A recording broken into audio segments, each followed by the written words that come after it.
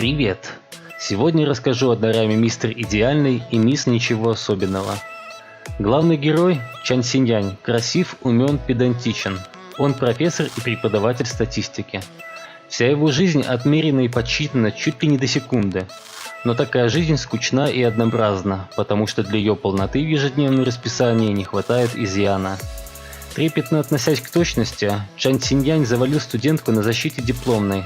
Да не то что завалил, просто не дал выступить только потому, что та опоздала.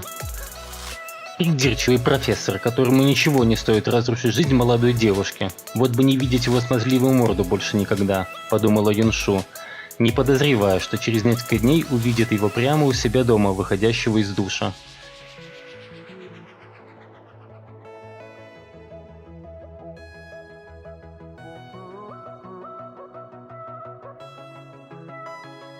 Юншу стала жертвой мошенников и внесла залог за квартиру, в которой живет тот самый ненавистный учитель.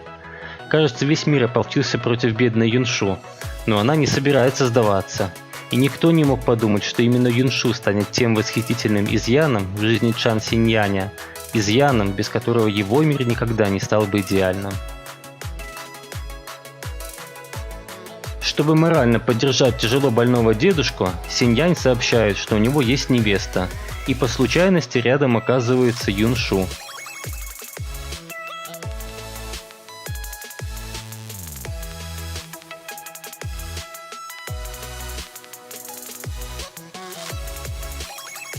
Далее череда событий приводит к фиктивному браку главных героев, что становится катализатором их настоящих отношений. В этой дораме полно хороших элементов, с какой стороны ни подойди. Со стороны сюжета это легкий интересный контент, без растянутости и сложностей.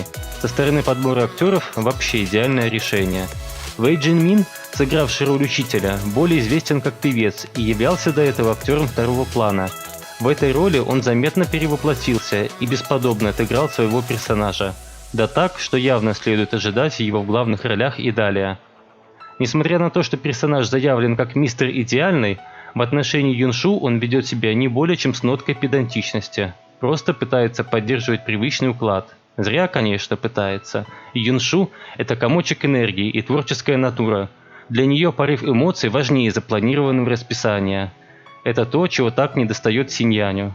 Кроме того, она мила внешней и душой, и устоять перед ней у профессора не было ни единого шанса. Но мне так показалось, он недолго и совсем не сильно пытался. Роль Юншу сыграла молодая актриса Сюнь Джо Хань. Она только успела дебютировать в фильме Джеки Чана «Авангард», как была утверждена на главную роль данного проекта. И это был очень удачный выбор. Ее мимика очень подходит персонажу Юншу, делая ее не просто красивой, но и весьма забавной девушкой. Разница в возрасте актеров соответствует разнице в возрасте персонажей, поэтому смотрятся они естественно, и тому, что происходит на экране, верится охотно. Порой задумаешься, действительно ли это просто хорошая актерская игра, или там что-то большее. Что касается брака по контракту, он был выгоден Синьяню, но с самого начала тот пытается поступать с Юншу в ее интересах, помогает, заботится и заступается за нее, не ради галочки или статуса хорошего жениха.